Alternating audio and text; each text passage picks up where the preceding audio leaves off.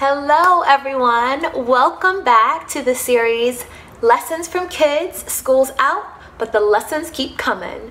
My name is Giselle and I'm so excited that you decided to come back for our second week in our series.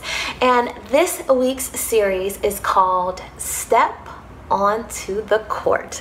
Okay, so again, you're like, okay, step onto the court, basketball, blah, blah, blah, blah, blah. But wait.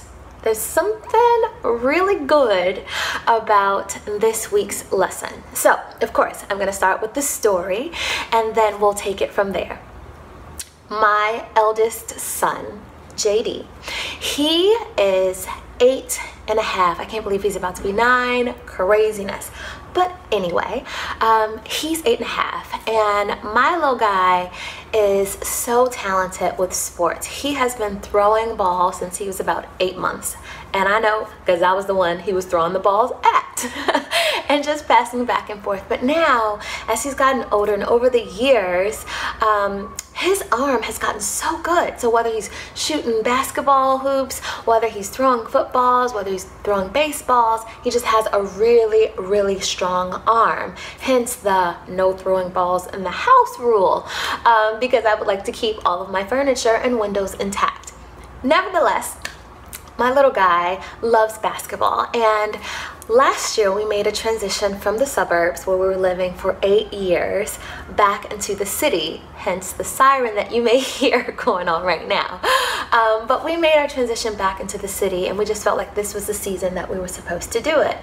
So we moved back to the city. We live in a beautiful neighborhood. However, living in an apartment, although beautiful, is different from owning your own house and having a front yard and having a backyard and having, more specifically, your own basketball hoop. Well, now, being in the city and living in an apartment, we don't have the luxury of being able to have our own basketball hoop just right in our backyard.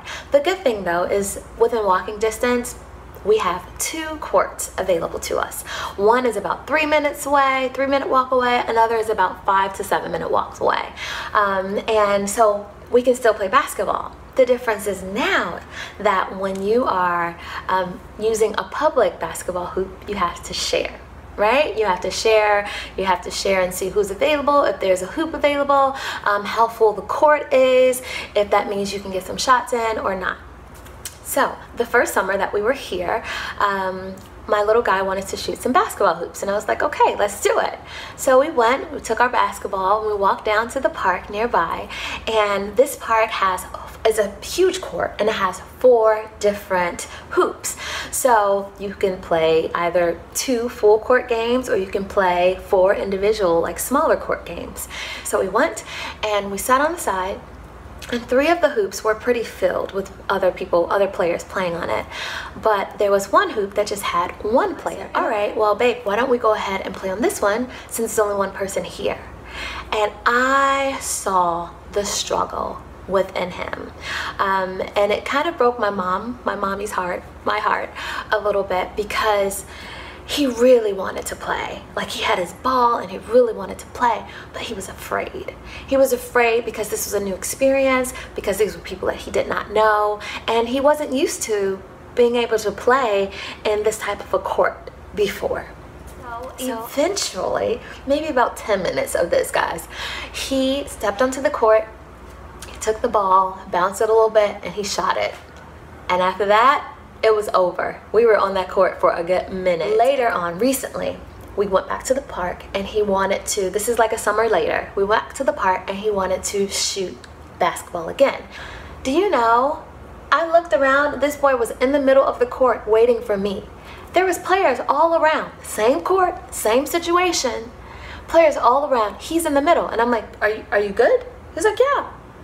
And he went and he shot. And he was just shooting and shooting and shooting. He didn't make every shot. I mean, that's the name of the game. But he made most of them, and he kept going and kept going. And I was like, man, mind blown, heart open, proud mama. Why? Because, and this is where you come in, there's so many things in life that keeps us from getting on to the court. We stand on the sidelines and we're so nervous and we're so scared, but this is what we want, which is why we're still standing here at the edge of the court.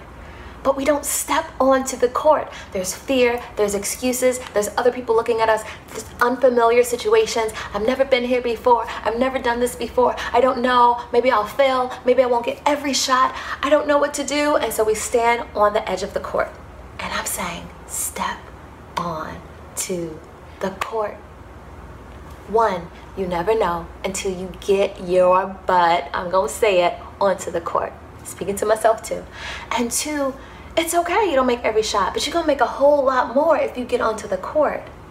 And you grow, and the next time you get onto that court, you're not gonna be standing on the sidelines. You're gonna be in the middle of the court, looking back and saying, come on, let's get this thing started. I'm ready, I'm ready. And so for this week, for your assignment, because I don't want this video to go too long. For this week, your assignment, I want to encourage you. The first week, you sat down, you wrote down what it is from your childhood that dream, that passion, that idea of what you wanted to do and who you wanted to be. You did that. Great. Now this week, I want you to go back to that one thing that you wrote down, that you looked at and you accepted and you embraced about who you are. And now I want you to write 3 things that you can do right now to get started on that. It doesn't have to be huge. You know, if you want to be a painter, you want it to be a painter, right? Okay. Go to Michael's, go to Hobby Lobby, go to Blick or whatever other painting stores and buy a little cheap canvas, buy some paints, not really expensive, buy some paintbrushes and just start. Make yourself something. Whatever that is, whatever your dream, your desire, that passion was that you wrote down from your childhood, whatever it was. If it was to be an architect, go buy some Legos. I know some of y'all buy Legos. Buy Legos. Whatever it is, write down 3 things that you can do to get started this week on that dream, on that passion, on that goal.